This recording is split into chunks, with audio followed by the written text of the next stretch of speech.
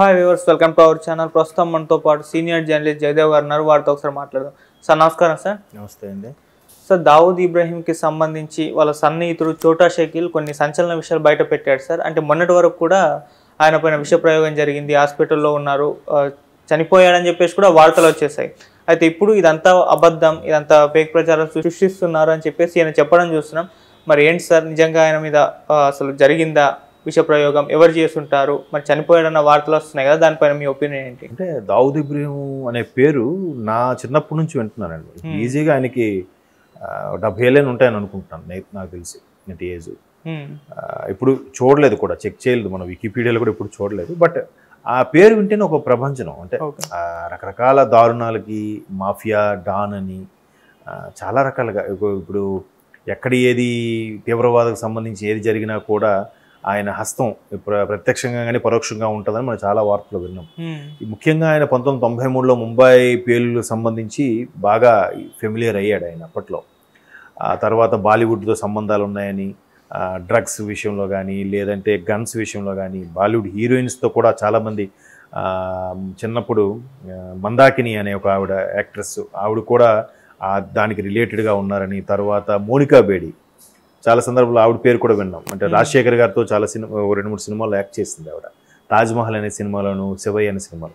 So ఆవిడకు కూడా సత్సంబంధాలు ఉన్నాయి. తర్వాత ఆవిడ ఏదో పట్టుబడి కోర్టు ఏదో కేసు శిక్షలో కూడా ఖరారైంది ఆవిడ. సో ఇలాగ తర్వాత చాలా దివ్యభారతి లాంటి వ్యక్తులు కూడా చనిపోయారో చంపబడ్డారో తెలియదని కొన్ని ఇప్పటికీ క్వశ్చన్ మార్క్గా ఉండిపోయి. సో అటువంటి దావూద్ ఇబ్రాహీం చాలా వరకు కూడా మోస్ట్ వాంటెడ్ టెర్రరిస్ట్లాగా, ఒక గజదొంగ అనుకోవాలి ఒక విధంగా. అట్లాగా చాలా దేశాలు కూడా ఆయన మీద గురిపెట్టి ఉన్నాయి. బట్ ఎప్పుడు ఆయన దొరకలేదు.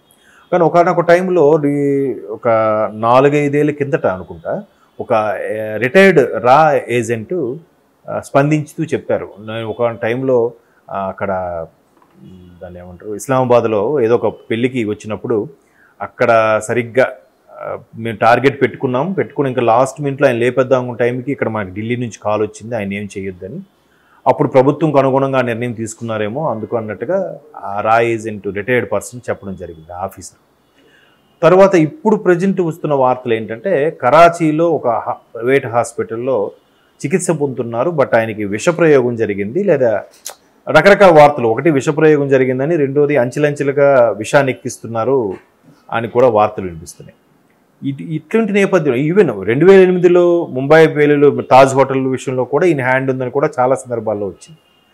అయితే ఇట్లాంటి వ్యక్తికి ఎట్లాగైనా మనం ఎప్పుడైనా ఎవరు ఏ దేశస్తులైనా బంధించి ఇవ్వాలని కూడా ఒక ఇది ఉంది మనకి. బట్ పాకిస్తాన్లో ఉంటే ఎప్పుడు ఎవరు మనకి అది బద్ధశత్రువు కాబట్టి ఎప్పుడు వాళ్ళు చర్యలు తీసుకోరు. వాళ్ళే ఇప్పటికీ నలిగిపోతున్నారు టెర్రరిస్ట్ పరంగా, తీవ్రవాదం పరంగా. స్కూల్ పిల్లల దగ్గర కూడా బాంబు పెట్టే స్థాయికి దిగజారిపోయారు వాళ్ళు. అన్ని అప్పులు చేసేసి ఎలా ఉంటుందో తెలియదు రేపు పొద్దున పాకిస్తాన్ పరిస్థితి. ఆ విషయం పక్కన పెడితే, సో అటువంటి వ్యక్తి కరాచీలో చికిత్స పొందుతున్నారని కూడా వార్తలు వినిపిస్తున్నాయి. అయితే ఇక్కడ గత కొద్ది నెలలుగా పాకిస్తాన్లో ఒక రకమైన విభిన్నమైన సన్నివేశాలు చోటు చేసుకుంటున్నాయి. ఏంటంటే, అంటే అది వార్తల్లో చూడడమే మనం కూడా. అది కూడా ఎట్లా అంటే, ఎవరైతే భారత్ కోసం దాడులు తెగబడుతున్నారో, ఏ తీవ్రవాద సంస్థలు అయితే ఉన్నారో, అటువంటి తీవ్రవాద సంస్థలకు సంబంధించిన కీలకమైన వ్యక్తులు ఎవరైతే ఉన్నారో వాళ్ళు చంపబడుతున్నారు.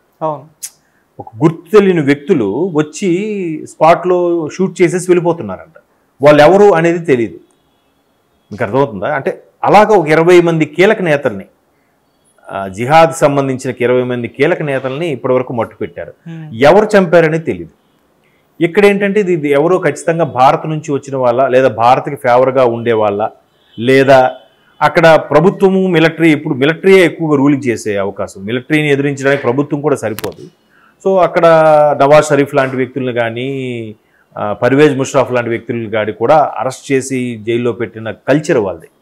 సో వాళ్ళు ఏమైనా వాళ్ళ సీక్రెట్ ఏజెంట్ ద్వారా, ఐఎస్ఐ ఏజెంట్ ద్వారా కూడా ఇట్లాంటి వాళ్ళు ఉండడం వల్ల ప్రపంచంలో మనకి ఇంకా పాకిస్తాన్ అంటే బ్యాడ్ అయిపోతుంది, మనకి ఎక్కడ అప్పు పుట్టడం లేదు, మన దేశానికి ఎవరు రావాలన్నా భయపడుతున్నారనే ఉద్దేశంతో వీళ్ళే మెల్లమెల్లగా మట్టు పెడుతున్నారా, లేదా భారతదేశం చెందిన వాళ్ళు, లేదా భారతదేశం సంబంధించి ఎవరైతే ఇంప్రెషన్గా ఉంటారో, దాన్ని ఎలా అనుకోవచ్చు, భారతదేశ దేశభక్తి సంబంధించిన వ్యక్తులు ఎవరైనా విదేశాల్లో ఉన్న వాళ్ళు అలాగెవరైనా ఆ పనికి పూనుకుంటున్నారో తెలియదు. కానీ 20 మంది వరకు లేపేశారనేది మాత్రం సంచలనం. అది ఎక్కడ పాకిస్తాన్ మీడియా కూడా బయటికి చెప్పనివ్వట్లేదు.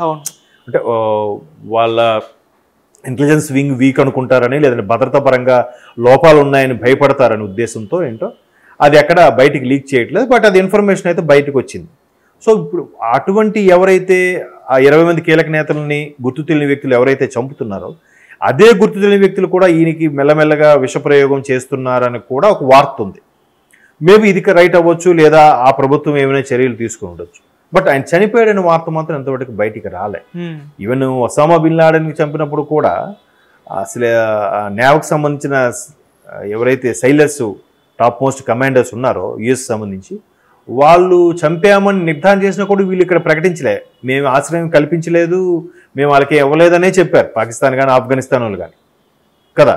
సో వాళ్ళు ఒకవేళ చనిపోయినా కూడా ఆయన బయటికి తెలియనివ్వరు. తెలిస్తే వీళ్ళకి ఇంకా చెలరైపోతారేమో, భయం ఉండదేమో అనే ఉద్దేశంతో వాళ్ళు తెలియనివ్వరు. బట్ ఎట్లాగైనా నిజం నిప్పు లాంటిది దాగదుగా, ఆ నోట ఈ నోట ఉంటుంది.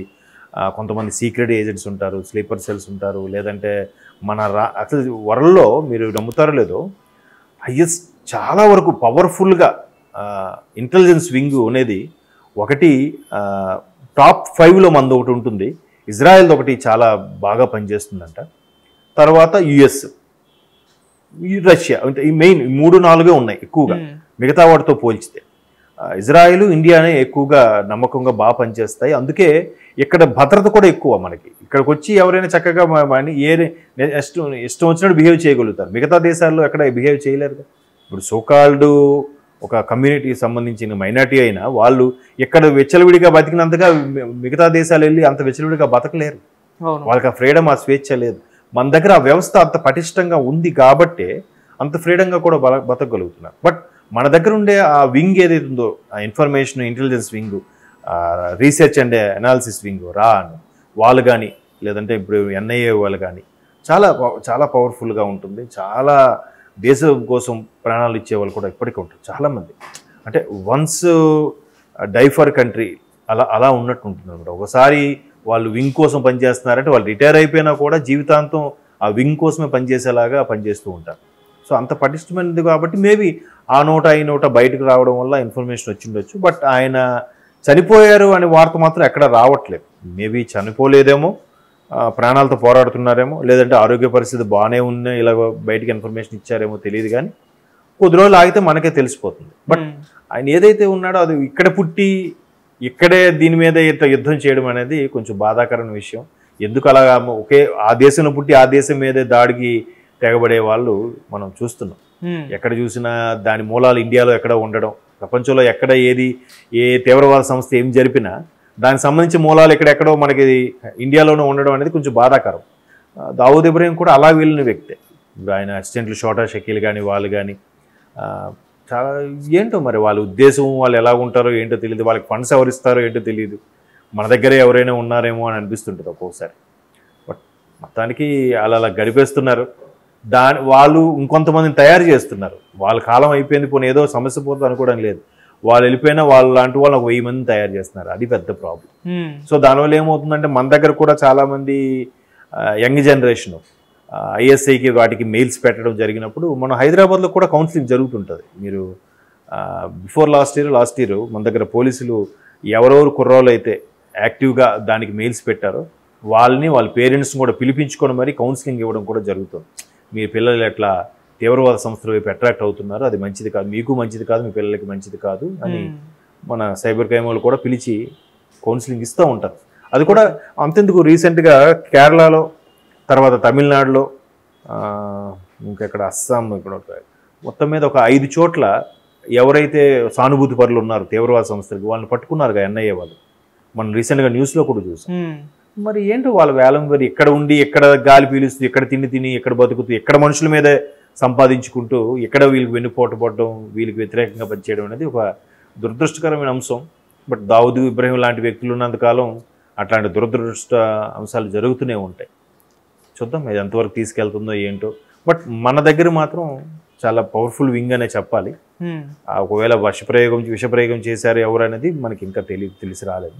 మేబీ తర్వాతైనా బయటకు వచ్చే అవకాశం ఉంది. Okay, thank you sir.